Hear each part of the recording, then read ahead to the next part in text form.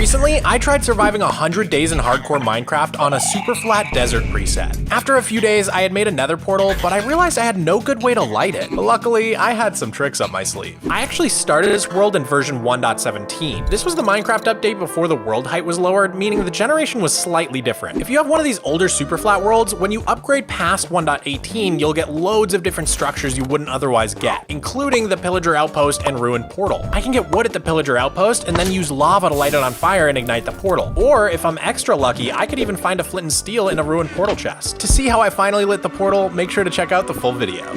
I have to warn you, this is pretty shocking. So recently, my friend DimDamDom asked me and a few other YouTubers to try and beat Minecraft together while taking the least amount of damage possible. Why exactly? Well, for whatever reason, Dom decided it would be a good idea to wear a shock collar on his wrist and then code it so that every time he loses hearts in Minecraft, he gets electrocuted for real. Must be a British thing. I just couldn't help but troll him, and I had the perfect plan. Once we got to the stronghold, I kept punching the silverfish to spawn as many as possible. Punch him with your fist. Get it. Punch him with your fist. Get it! It was funny at first, but then it might have gotten out of hand. So many of them! God! I'm getting out of the way. Get him! Oh my god! God, why do you hit me? I'm sorry, I didn't mean to. I can't see. To see if he made it out alive, go check out his video. So I was threatened by a weird guy in a mask a few months ago, and a lot of people were asking me questions about it on streams and videos, and I basically couldn't talk about any of it until now. So after this mask guy made some vague threats about my YouTube shorts, I immediately took a break from posting shorts and got a lawyer. I was advised by my lawyer not to speak on anything, which is why I kind of just ignored all the comments and stuff. I was just gonna leave this all be, but it seems like the mask guy is back now, and some really annoying stuff is happening behind the scenes. Unfortunately, I still can't say a lot, but trust me, if you dig deeper, you'll find out more. The key is in your heart.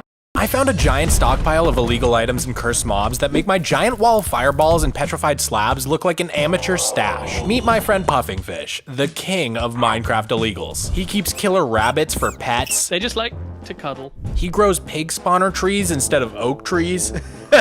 This is insane. His end portals are enchanted, and he's even got woolly zombies. And then there's the chest. A chest full of the most cursed enchanted items I have ever seen. And honestly, I've still only scratched the surface here. This dude has an entire series dedicated to collecting these cursed unobtainables in his world. Check out his channel in the comments. This creepy guy in a mask has been sending threats to me and other creators, and now he's even stealing our content and re-uploading it to his channel. And the worst part is, I see tons of people in the comments who think this guy is cool or something and are even helping him. Let me just be real with you guys for a second. This boss guy sucks. Threatening and stealing from other creators is not cool, which is why I got together with some of the affected creators to officially form a class action lawsuit. Bro, I hate the boss. Not only has he stolen my content and reacted to it twice, he's also just so cringe.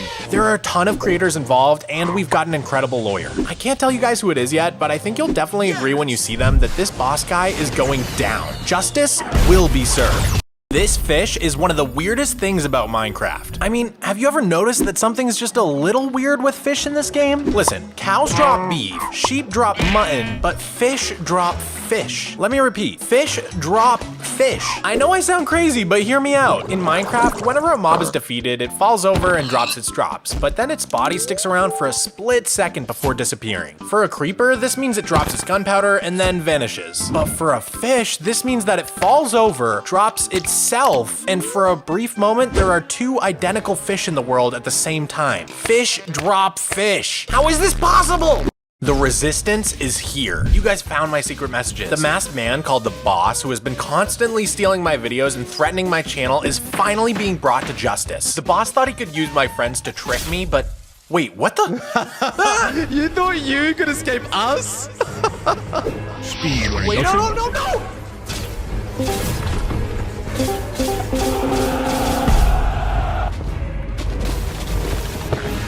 Nothing means more to me than this 11-year-old world.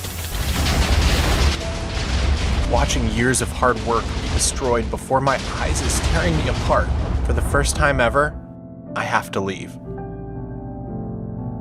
I don't know if I'll be back. Things have been rough. After my world was destroyed, I wasn't sure what to do. Since that world was basically my job, I had to find somewhere else to work, or at least figure out something else to make content about. The boss was 3 steps ahead of the resistance the whole time. I had big plans. We had coordinates. We had a plan of attack, but I underestimated his reach. We were betrayed over and over again. And as if destroying my world wasn't enough, now they've doxed me in real life too. There are people coming after me and I don't have much time. So unfortunately, I've had to make some drastic changes to my appearance. For now, plan B, the lawsuit, is our only hope. I'm going into hiding. If you don't see me again on this channel, now you know why. I might just have the world record for the slowest Minecraft speedrun of all time. Minecraft is one of the most popular games of all time to speedrun, with players achieving incredible times across a ton of different categories. But if you scroll to the bottom of the leaderboards, you can find some astonishingly slow playthroughs. Like this guy Sapire, who took 338 hours to defeat the game. That's literally 2 weeks. But 2 weeks is nothing. I started my super flat survival world in 2012, and I played for 8 long years without ever visiting the end. But then a few years ago, strongholds began spawning in super flat worlds, and I was able to finally go to the end and defeat the dragon. It only took me 70,000 hours, and that's why I've been playing super flat for 11 years, but there's still one challenge I'm too afraid to take on. But my friend Flatpixel is actually going for it. He's trying to capture every single mob in super flat and make a zoo for them. I just had to see it. The first thing I saw on my tour was this giant fish tank. Behind it was the cutest little chicken coop and a free range area for his cows. Then things started getting really creative with the bee enclosure. But we took a quick break to hit the food trucks and the cafe. Afterwards, I toured the gorgeous Allay garden, watched the pigs roll around in some mud, and even got to feed the striders. Don't tell me. I tried feeding the Ravagers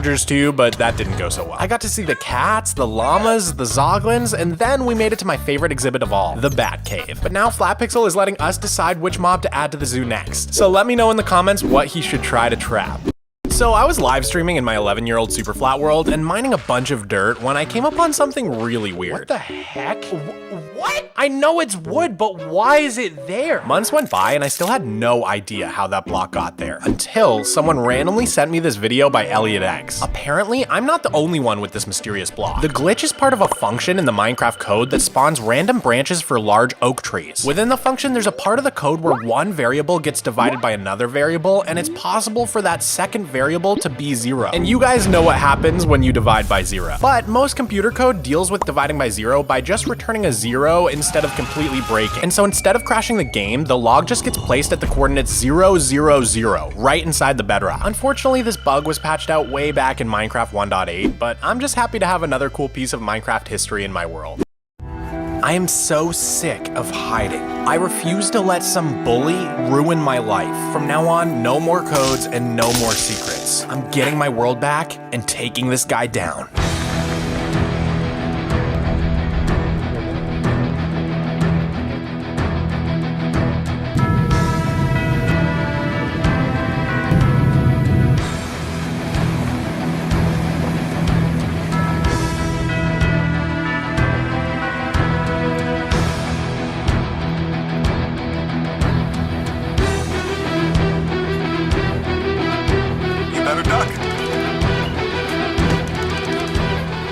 Getting my world back felt so good, but not as good as revenge. The boss messed with the wrong creator. Now, I will destroy him.